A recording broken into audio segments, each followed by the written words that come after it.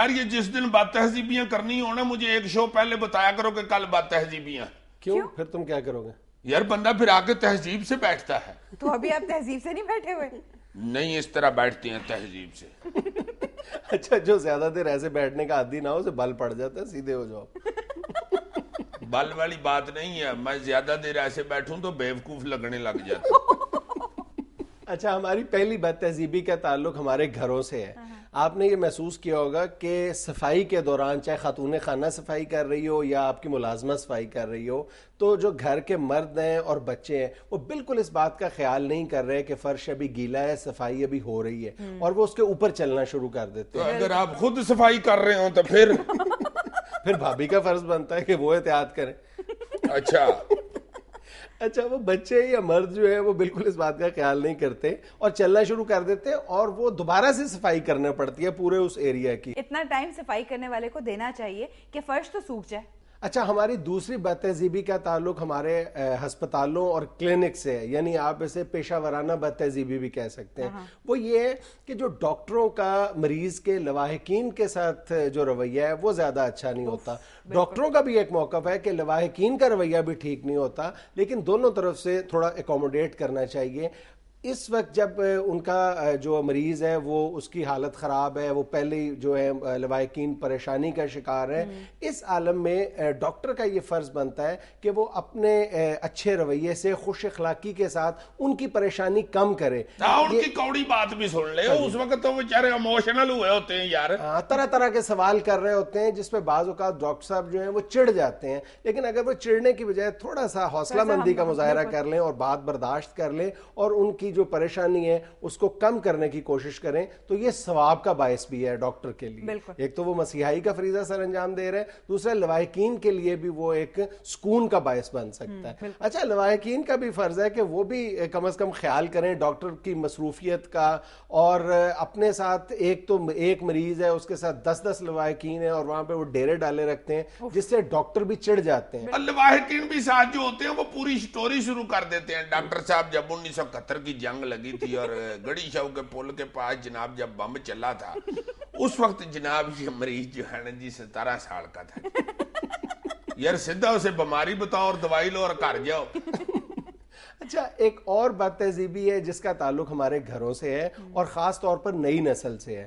ایک وقت تھا کہ بڑوں کا اس قدر احترام ہوتا تھا کہ ان کے قریب بیٹھتے ہوئے بھی احتراماً ڈر محسوس ہوا کرتا تھا. لیکن اب یہ ہے کہ نئی نسل اتنی بے باک ہو گئی ہے کہ وہ بیٹھے ہوئے بھی اور لیٹے ہوئے بھی اس بات کا خیال نہیں کرتی کہ ان کے پاؤں جو ہیں وہ بزرگوں کی طرف یا اپنے سے بڑے گھر کے جو افراد ہیں ان کی طرف ہو رہے ہیں. اس بات کا بہت خیال رکھنا چاہیے, یہ ہماری روایات کا حصہ ہے کہ بڑوں کی طرف پاؤں کر کے نہیں بیٹھتے. اور اب ہم شاید اس بات پہ بچوں کو ٹوکتے بھی نہیں ہیں, ہم اس بات کے عادی ہو چکے ہیں. میری طرف تو بچہ کو پاؤں کرے میں اس کے گٹے پہ سوٹی مارتا ہوں. عزیز صاحب آپ ہر وقت سوٹی اپنے پاس سکتے ہیں؟ وہ پرجائی تمہاری کہتی ہے کہ سوٹی پکڑ کے رکھا کرو, مجھے ڈھونڈنی پڑتی ہے. سمجھ تو آپ گئے ہوں گے سر. کیا سمجھ گئے ہوں گے؟ کچھ نہیں. اگلی بد تہذیبی بتائیے. اچھا ہماری اگلی بد تہذیبی کا تعلق ہوٹلوں سے ہے, ریسٹورنٹ سے ہے.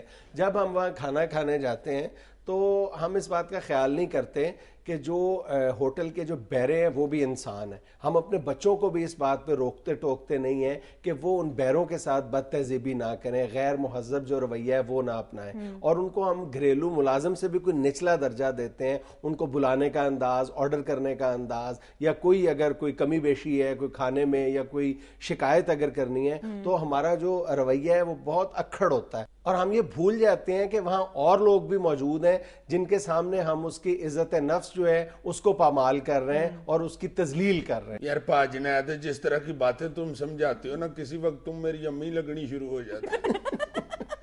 اچھا ایک اور بد تہذیبی جس کا مظاہرہ ہم سڑکوں پہ کرتے ہیں, جب ہم موٹر بائک پہ یا گاڑی میں جا رہے ہوتے ہیں تو ہم تھوکتے ہیں. اب اپنی اس حرکت سے ہم سڑک کو یا جو باہر اس کو تو گندا کرتے ہی کرتے ہیں, لیکن ہم یہ بھول جاتے ہیں کہ ہمارے پیچھے بھی کوئی سائیکل سوار, موٹر سائیکل سوار یا کوئی پیدل آ رہا ہے جس کے اوپر یہ تھوک پڑ سکتا ہے. اور وہ بیچارہ جب یہ ہماری حرکت دیکھتا ہے اس کے ساتھ یہ گزرتی ہے اور ہم تو چلے جاتے ہیں یہ حرکت کر کے, وہ بیچارہ جو ہے وہ آپ کو دل میں آپ کے بارے میں کیا سوچ رہا ہوگا اور کیا کیا آپ کو وہ دل میں یہ کہہ بھی رہا ہو ہوگا. سکتا ہے کہ وہ آپ سے زیادہ تیز موٹر سائیکل چلاتا ہو اور وہ آ کے آپ کو پکڑ لے. بالکل یہ بھی ہو سکتا ہے. سر اس کے علاوہ جو چیزیں کھا پی رہے ہوتے ہیں جیسے کوئی بوٹل یا کوئی ڈرنک پی رہے ہیں تو وہ بوٹل بھی بے خیالی میں باہر پھینک دیتے ہیں, وہ لگ سکتی ہے. اکثر اپنی جب بد تہذیبیوں کا ذکر کرتے ہیں تو ہم یہ اس بات کا ذکر کرتے ہیں کہ سڑک کو ہم گندا کرتے ہیں, لیکن اس پہلو کو بھی مد نظر رکھنا چاہیے کہ جو پیچھے آپ کے لوگ آ رہے ہیں ان کو بھی ہم گندا کرتے ہیں. یار یہ جو ڈبے پھینکنے والا یہ اس قدر خطرناک چیز ہے نا, وہ جوس کا ڈبا جو پھینکتے ہیں نا وہ اکثر لوگ پھر بعد میں آنے والے جو ہے نا وہ اس کے اوپر سے پہیا گزار کے تو پٹاخہ چلانے کی کوشش کرتے ہیں, اس میں ایکسیڈنٹ ہو جاتا ہے. بالکل آگے سے ہنسا نہ کرو. ناظرین یہ ہم لیتے ہیں ایک چھوٹی سی بریک, ہمارے ساتھ رہیے گا. عزیزی صاحب یہ آپ مجھے ایسے ایسے کیوں روک دیتے ہیں؟ جب میں تمہیں کو عقل کی بات بتاتا ہوں تم ہنسنا شروع کر دیتی ہو, جب یہ اینکو بتاتا ہے تو آگے سے انگریزی بولتی ہو. یس یس اوکے اوکے یس.